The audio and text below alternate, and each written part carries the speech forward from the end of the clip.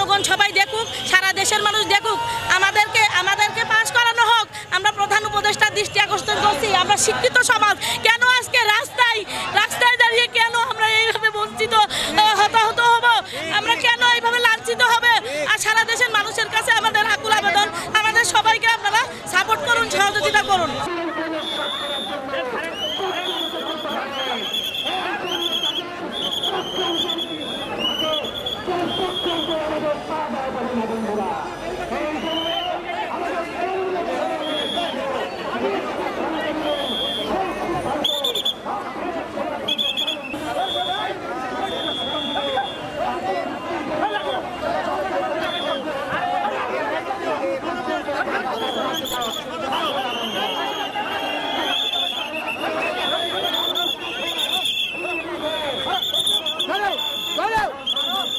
আমরা এখানে 18তম নিবন্ধন ভাইবা বঞ্চিত প্রার্থীরা 23,000 প্রার্থীকে এখানে প্রহসনমূলকভাবে আমাদেরকে ফেল দেখানো হয়েছে। কিন্তু আমরা এর আগে প্রিলি 100 নম্বরের পরীক্ষা দিয়ে পাশ করেছি। তারপরে নিজস্ব সাবজেক্টের উপরে লিখিত 100 নম্বরের পরীক্ষা দিয়ে পাশ করছি। গতকাল সনদ দিয়েছে যারা পাশ করছে, তাদের সনদে দেখা গেছে যে 40, 41, 44, 45 পেয়ে অনেকেই সনদ পেয়েছে।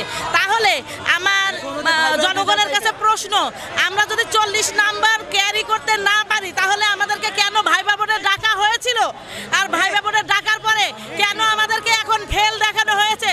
যে নাম্বার ভাইবা বোর্ডের নাম্বার কোনো সার্টিফিকেটে যুক্ত হয় না, কোনো এনটিআরসি কাউকে চাকরি দেয় না, শুধু সনদ দেয়।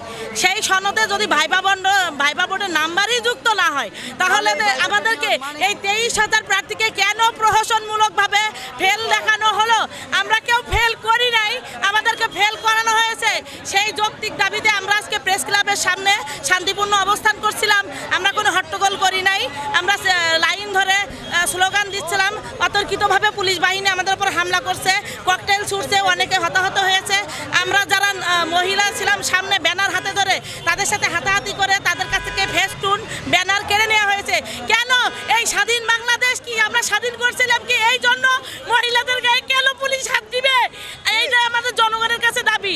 আমাদের যুক্তি যদি অযৌক্তিক হয় তাহলে আমাদেরকে বলুক জনগণ সবাই দেখুক, সারা দেশের মানুষ দেখুক, আমাদেরকে পাস করানো হোক। আমরা প্রধান উপদেষ্টার দৃষ্টি আকর্ষণ করছি। আমরা শিক্ষিত সমাজ, কেন আজকে রাস্তায় দাঁড়িয়ে কেন আমরা এইভাবে বঞ্চিত হতাহত হব? আমরা কেন এইভাবে লাঞ্ছিত হবে? আর সারা দেশের মানুষের কাছে আমাদের আকুল আবেদন, আমাদের সবাইকে আপনারা সাপোর্ট করুন, সহযোগিতা করুন। আরো অনেকগুলো সংগঠন আসলে আন্দোলন করছে, আপনাদেরকে কেন পুলিশ বাধা দিচ্ছে? মানে বিষয়টা কি? আপনাদের সাথে পুলিশের কি বিষয়? আমাদেরকে কেন পুলিশ বাধা দিচ্ছে সেটা আমরা কিছু জানি না।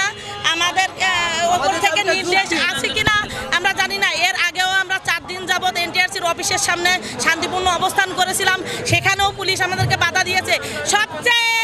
সবচেয়ে গুরুত্বপূর্ণ কথা হলো এনটিআরসির ফলাফল দেওয়া হয়েছে ঈদুল আজহার ছুটির 1 ঘন্টা পরে, অফিস বন্ধ হওয়ার 1 ঘন্টা পরে কেন এই অন্যায়মূলক প্রহসনমূলক রেজাল্ট দেওয়া হলো?